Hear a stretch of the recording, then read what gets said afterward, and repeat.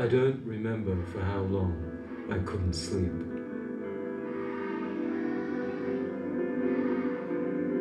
Maybe for 5 nights.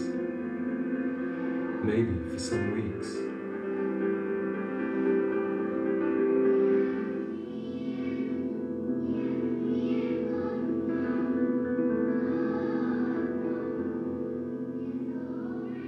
Whenever I closed my eyes, I saw those ravaged Buddha's faces. Then I saw your face.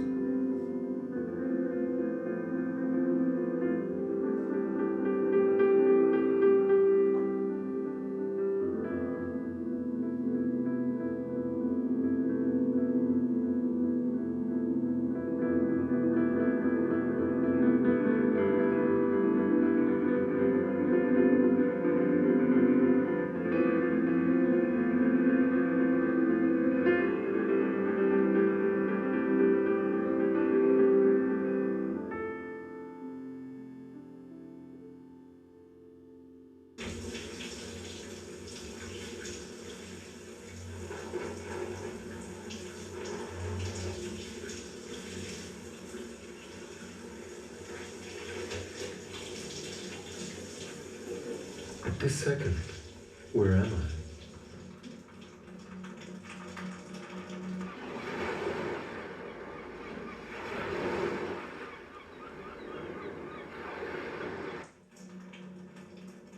I? I think of the life I used to have when I was moving from house to house, from boat to boat in Tasmania.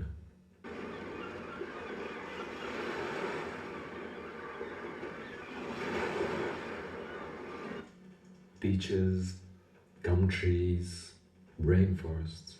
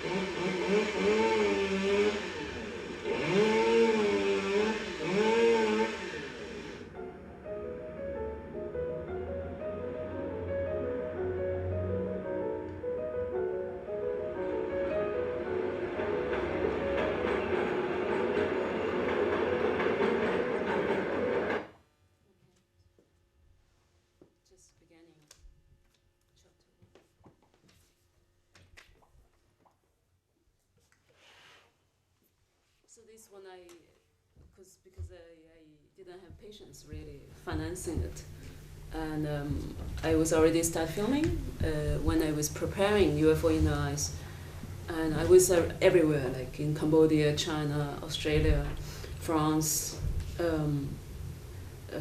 even Germany. So all the footages I got everywhere.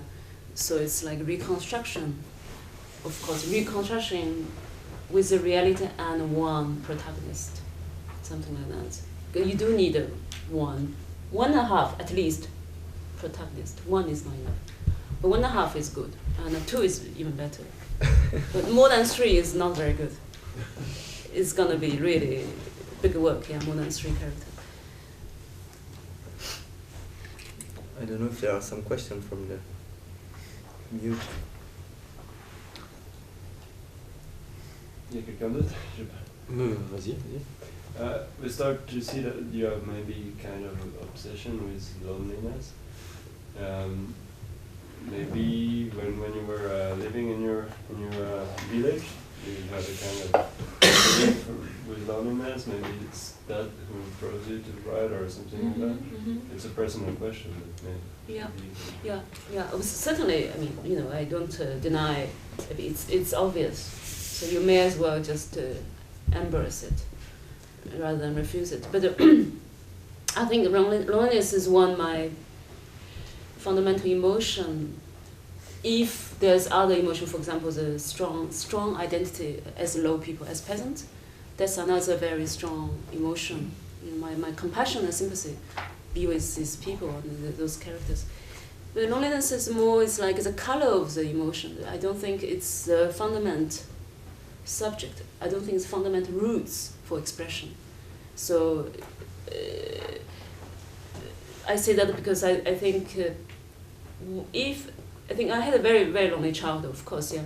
But the loneliness is not a story. The story is how you dislocated and disbelonged to the land and your supposed love, which is your home, your parents. So that was the profound roots, I think, for that kind of emotion. I think it's important to recognize that. Really very important to recognize that if you are a storyteller or artist.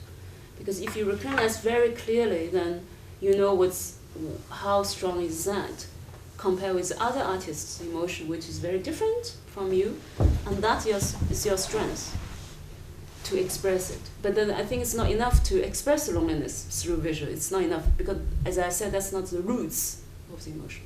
So you need to dig at the roots where this comes from. Maybe I would like to ask you more general question. Because in a way we can consider that the classical cinema, the main problem of classical cinema is to find a continuity. And then the new cinema, starting from the 50s and 60s, try to put in relevance the discontinuity. It seems to me, also in this film, it's very clear, but also in the beginning, in the your first film, Far and Near, that you are inside this new cinema. So I would like to ask you something about your relation with the new cinema, because in China, director like of the fifth generation, they make classical cinema in a way. And I would like to ask you something about that, your position. It's a very interesting question, because it can be very deep discussion, because I think there's a democracy in the new cinema. So when I say democracy is in the old time, before 50s, in France there's 20 big filmmakers, very rich. In Italy, there's maybe 30 rich filmmakers you can shoot on 35mm print, state money, with the most big names, stars in your film, and it's for sure the film will be distributed national-wise, unless you make scandal like Pasolini. But that's a classical way of narrative. Also, the camera is more or less carries a function of the narrative, but not so radical or so violent like my camera, coming to the interview's face, doing something naughty. It's not working in that way. So it's kind of authority in the classical cinema for the market, for the financing, and for the camera as well. And for me, it's not a very democratic way of making film.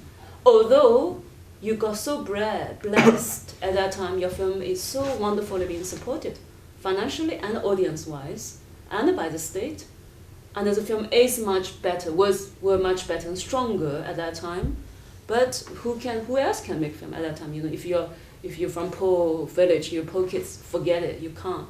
Unless you're radical enough, like Pasolini, okay, you get where you want. But it's belong to rich system at that time. So I think now, because people like me or you, we can all make films, doesn't mean we have distribution, but that's another question.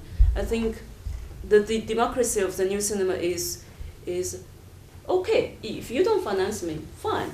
I still make film slightly different from Hitchcock's or Kubrick's. But the idea is very similar and the method is very different. Yeah. So I don't have distribution, fine, I put on YouTube. I don't mind. Since I made this film £300, then I don't care if I receive the money back or not.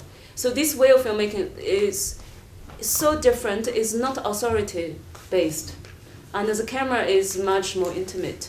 Yeah, you film your friends, so you don't have this big light. In the studio, you have to step back, avoid certain kind of set. So the camera is much dynamic and messier. And this is also, the expression is very different inside of the film. And I say the relation towards the classical cinema is, I don't think we can abandon the narrative at all. I don't think so. So if I'm here, innovate a kind of new cinema, which is entirely based on we must respect the the human desire of consume story.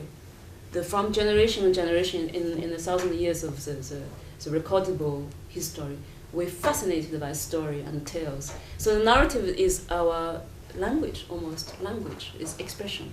Whenever you say one line, there's expression, construction of these words in the line. That's narrative. But so that's the foundation, is I don't destroy the narrative as cinema foundation, but I totally anti the Hollywood way of narrative, which is enclosed dream. Its narrative is not a reflective form. Its narrative is a dead, enclosed form. What I hate about Hollywood film is the Hollywood film is like this. You enter the cinema, you are nothing. You sit there, you are only a part of the story. In the end, the hero die, or hero alive, on the horse going away.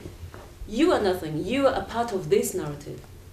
And they don't give the chance. You can be beyond the narrative. Or you can totally leave the distance to the narrative, say, okay, hero on the horse, you go away and I don't believe it. You don't have that chance because your emotion is being raped. You cry as a character cry. You laugh as a character laugh. So you are no longer you. You're only a part of the consumption of the story. And that is, I deeply against it, deeply detest it. So when I of course I have lots of critics through my very short filmmaking career.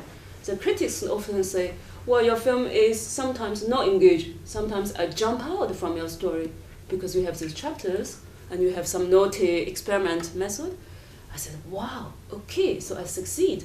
And he said, but that's, for me, it's no good. I jump out from your film. Then I said, wow, then it's worth it. You pay this money, you are the true human being in the scene. You are no corpse of the consumeristic story machine. So that's my attitude, really. That, if there's a new cinema, that's against that kind of consumption. What is the last sentence that you liked and make you think? You know, like a key sentence or something that stuck in your mind, if there is one.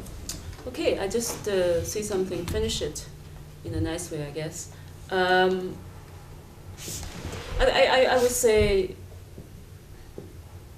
would say I think it should be always very cautious with the propaganda. Very cautious with the propaganda. When I say propaganda, it's not merely you read a newspaper or you watch national TV. The propaganda is the film industry propaganda. Because I presume you guys making film, yeah. I don't presume you guys do totally something else. So the propaganda is the film industry. When you enter the film industry, producers say, this doesn't sell, this doesn't work, and you know good, and people only like see Quentin Tarantino. You don't give a damn of this kind of propaganda. So the small locational propaganda is so strong, yeah, as strong as a big national propaganda, which you've been told.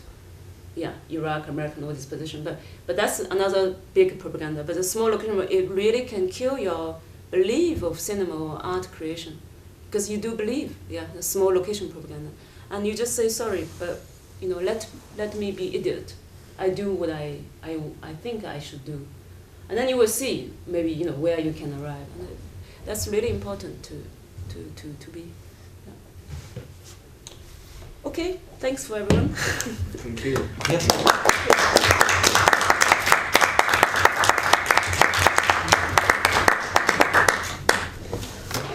Please come to see the film in the screening room. It's better.